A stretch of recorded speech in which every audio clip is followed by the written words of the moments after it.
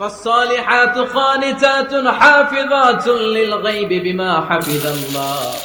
আল্লাহ নেককার স্ত্রীদের বর্ণনা যখন কালামুল্লাহ মাজিদে দিয়েছেন, আল্লাহ বলেছেন নেককার নারীদের প্রথম গুণ, তারা সব সময় তাদের স্বামীদের আনুগত্য করে। 2 নাম্বার, তারা তাদের নিজের লজ্জাস্থানের হেফাজত করে।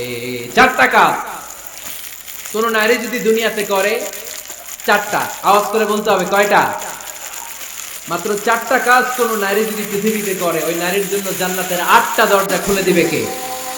আওয়াজ করে বলতে হবে, খুলে দিবে কে? বিশ্বনবী বলেন, আল মারআতু ইযা সাল্লাত খামসাহা, কোন নারী যদি 5 ওয়াক্ত সালাত পড়ে, সামাত শাহরাহা, রমাদানের রোজা রাখে, আতাআত বালাহা, স্বামীর আনুগত্য করে, হাফিজাত ফুরুজাহা, লজ্জাস্থানের হেফাজত করে, এই 4টা কাজ যদি কোন নারী দুনিয়ার বুকে করে, জান্নাতের 8টা দরজা তাদের জন্য খুলে দিবে কে? এজন্য দাম্পত্য জীবনকে সুখময় করতে হলে একজন স্ত্রীর 4 নম্বর দায়িত্ব হচ্ছে নিজের সতীত্বের হেফাজত করা। 5 নম্বর দায়িত্ব হচ্ছে স্বামীর সম্পদের হেফাজত করা। সাইয়েদনা আবু সুফিয়ান রাদিয়াল্লাহু তাআলা আনহু ছিলেন খুব কৃপণ মানুষ, বিষ্ণু ইসা ইসলামের শ্বশুর।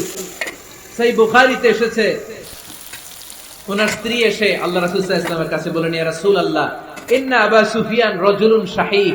হে আল্লাহর রাসূল, আবু সুফিয়ান খুব কৃপণ মানুষ, আমার আর আমার সন্তানদের খরচের জন্য যে টাকা পয়সা লাগে আমার স্বামী দেয় না। এখন আমার স্বামীর অনুমতি ছাড়া সিন্ধুক থেকে টাকা নেয় আমার জন্য জায়েজ কিনা? আল্লাহর হাবিব বললেন, হ্যাঁ, স্বামী যদি কৃপণ হয় তাহলে ফ্যামিলির খরচের জন্য যতটুকু দরকার অতটুকু নিতে পারবা, ওইটারে ক্ষমা করে দিবে কে?